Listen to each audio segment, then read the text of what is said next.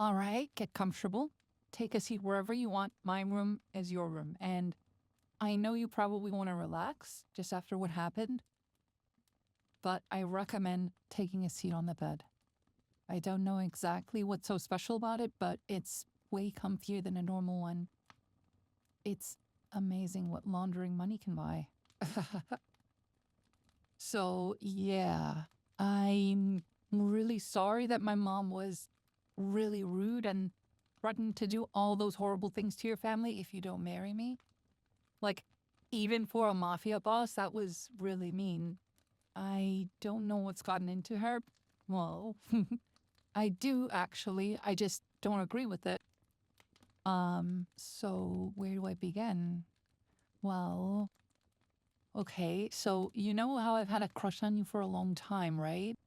Well, maybe you don't because you're so adorably dense, but I do.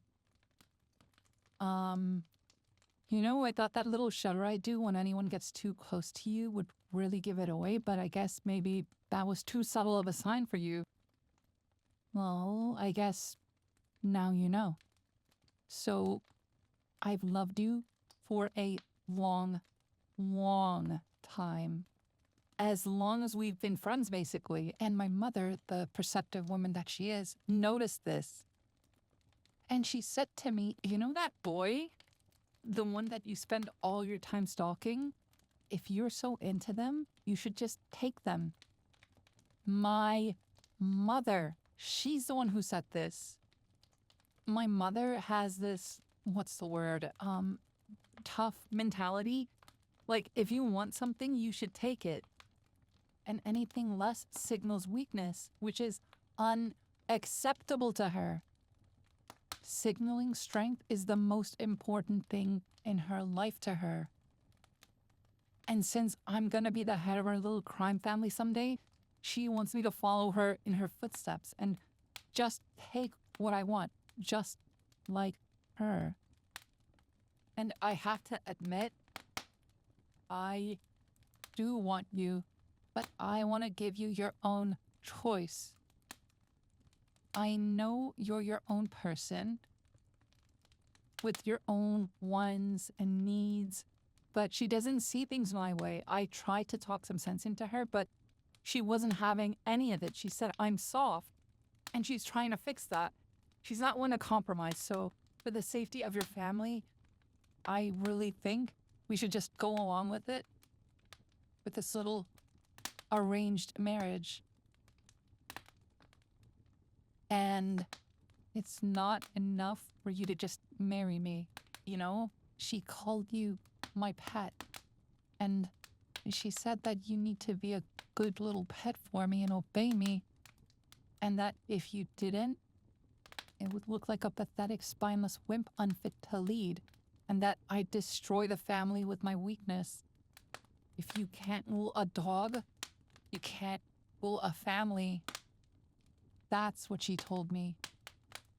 I know, it's ridiculous and cold-hearted. And besides, you're not a dog. If anything, you're more like a puppy. Oh, I'm sorry, that came out wrong. Oh, but the situation doesn't change. The only real way to deal with this is to appease my mom. And you don't have to be my pet, but you just have to act like it. I'm sure you don't want to actually be my pet after all. I mean, what would that be like? You laze around in my bed all day and I bring you food and give you attention?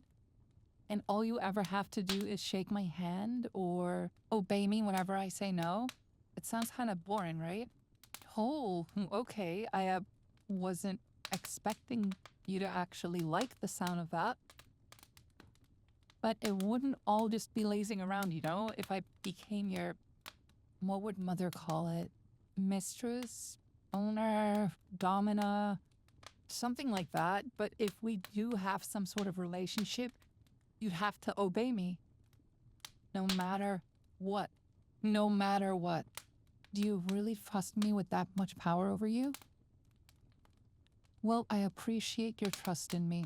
I'm also a bit concerned you trusted me with all of that immediately, but I really do appreciate it.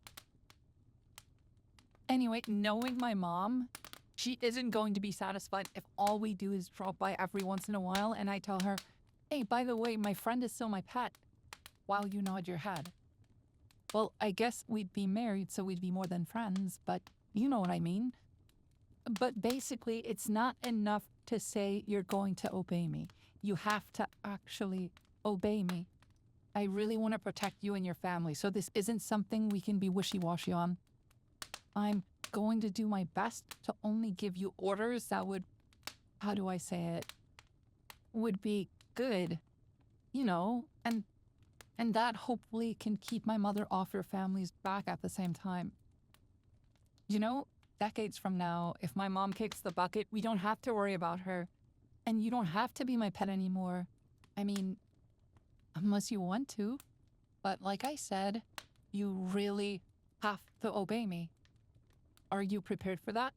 Oh, then if you're serious about this, you don't mind if you start obeying me right now, right? All right then. I order you to hold hands with me. Oh, I know it sounds weird, but I'm not being very selfish here, even though that's what it looks like, because you're just so dreamy and lovely and everything I could ever ask for, so it's just common sense. But if all I do is give you orders lighter than this, then my mother is gonna call out our little relationship. She's gonna know it's a bluff.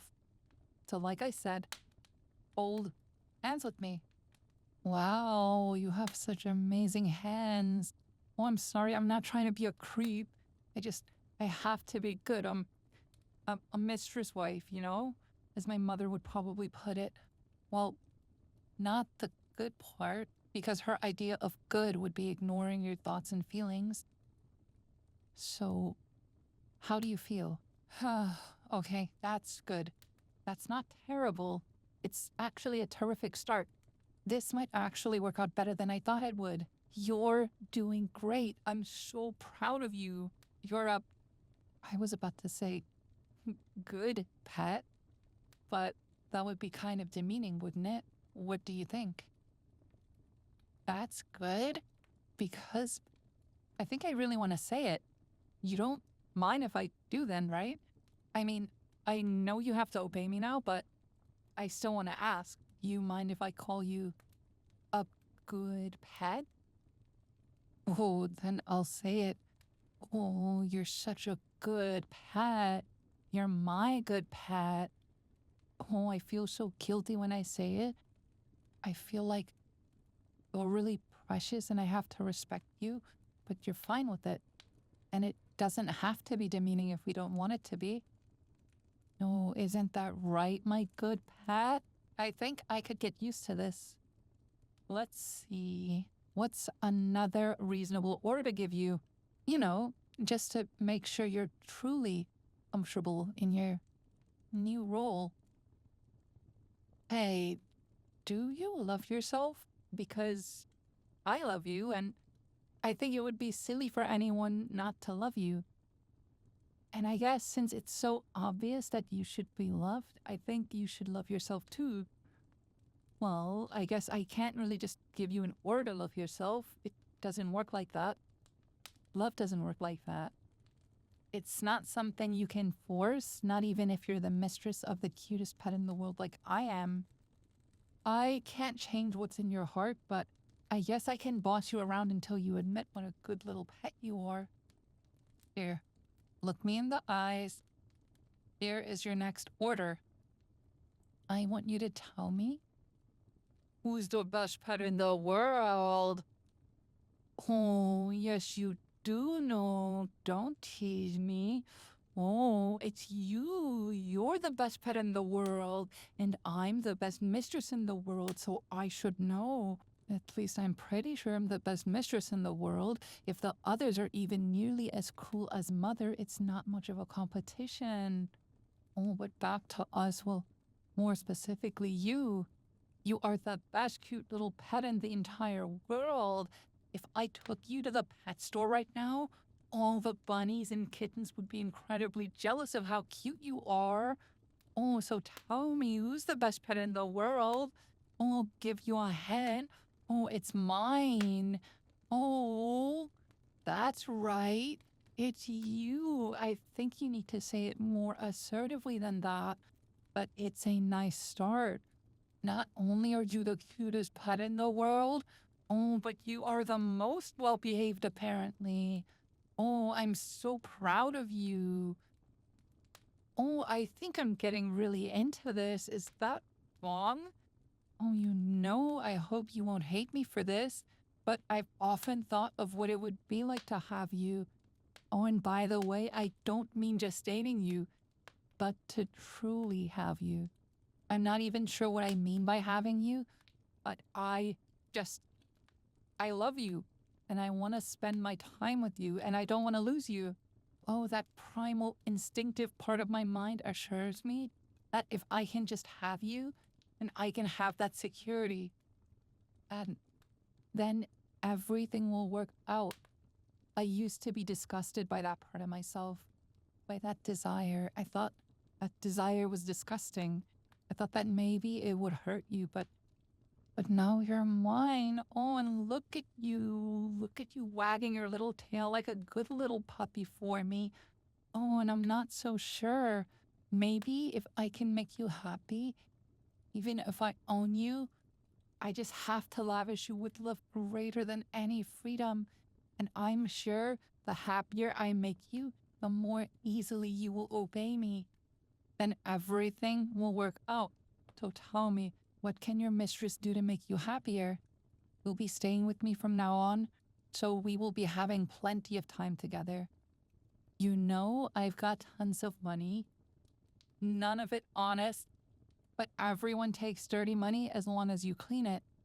Sometimes you don't even need to clean it, so I can just spoil you. So what do you want? Like maybe a soda or coffee fountain in my room?